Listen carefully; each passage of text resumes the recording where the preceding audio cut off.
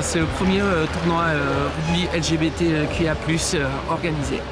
Là, il est 7 h du matin, on a les yeux au fond des chaussettes. Et moi, c'est parti pour faire une journée d'arbitrage pour tout ce tournoi.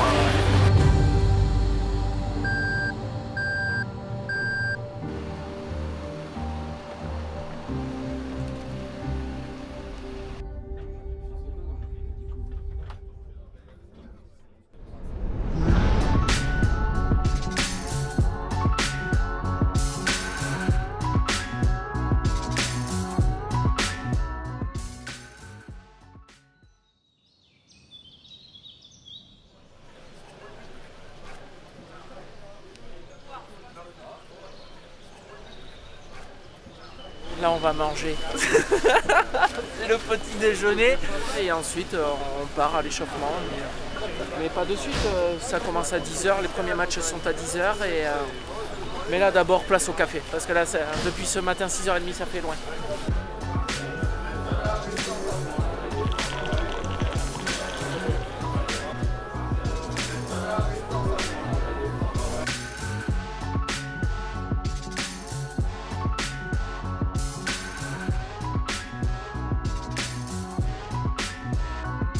Je suis Alexia, seconde ligne du Lens section paloise rugby féminin.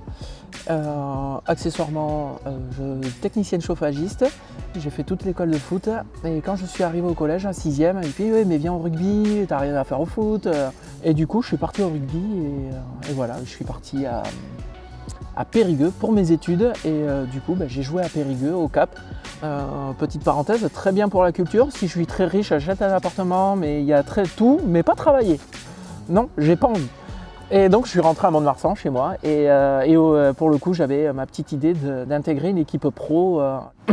Ça s'est jamais fait.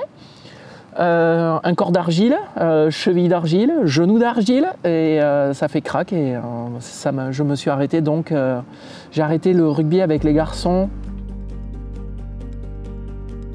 Là, il y a eu un grand choc, une séparation amoureuse, ces blessures à répétition ont fait que j'ai eu un moment de réflexion et de repartir à zéro. Et là, j'ai décidé de faire mon coming out parce que j'étais... je crois que c'était l'apogée de ma dysphorie. Donc du coup, je me suis recentré sur moi-même et j'ai fait mon coming out en 2011.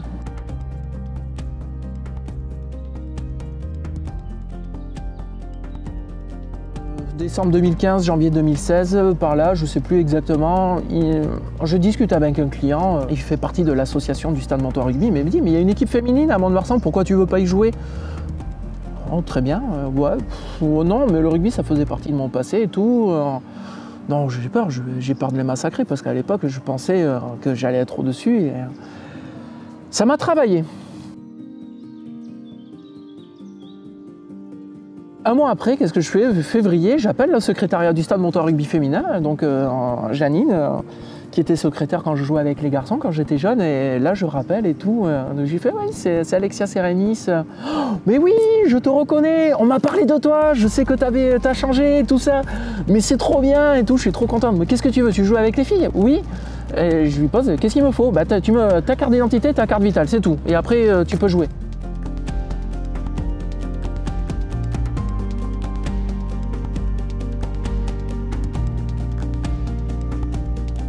Aujourd'hui, c'est un tournoi de rugby loisir de club inclusif.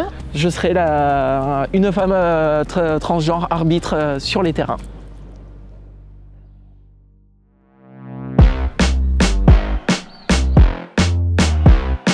Allez, c'est feu! Feu tonton, je vous amène sur les terrains. Ah! J'ai perdu mon tampon. Allez, let's go, c'est parti. J'ai dit 2 fois la même chose là, non?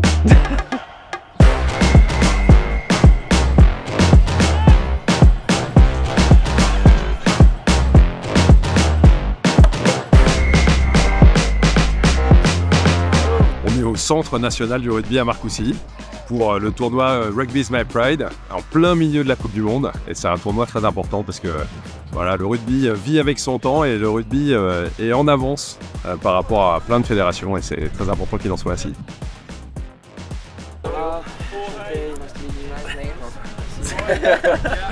Donc je serai l'arbitre de votre rencontre.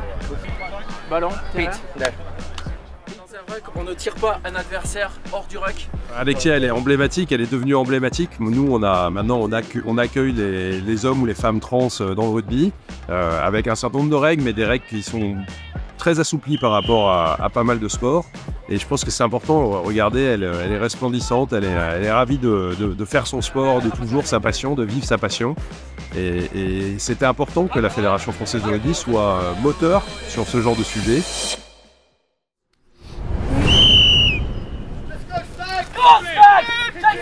Dans le rugby, on est précurseur, on est vraiment à la Fédération française de rugby, on est vraiment, on va dire, à l'ère du temps. On n'est pas en avance, on est juste à l'ère du temps. C'est les autres qui sont en retard.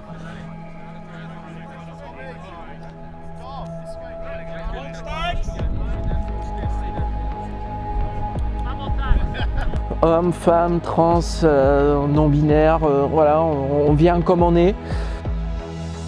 Et donc l'objectif du tournoi, c'est montrer que voilà, on peut jouer tous ensemble. J'avais pas le choix.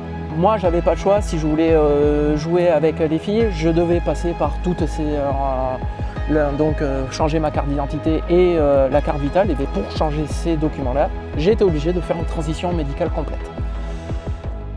L'importance des proches, c'est la santé mentale qui est en jeu. C'est vraiment la santé mentale, ça nous permet vraiment de vraiment faire face à cette transition médicale qui est vraiment lourde et qui est très compliquée parce qu'on a tendance on veut baisser les bras plein de fois, vraiment plein de fois et on pense au pire à chaque fois.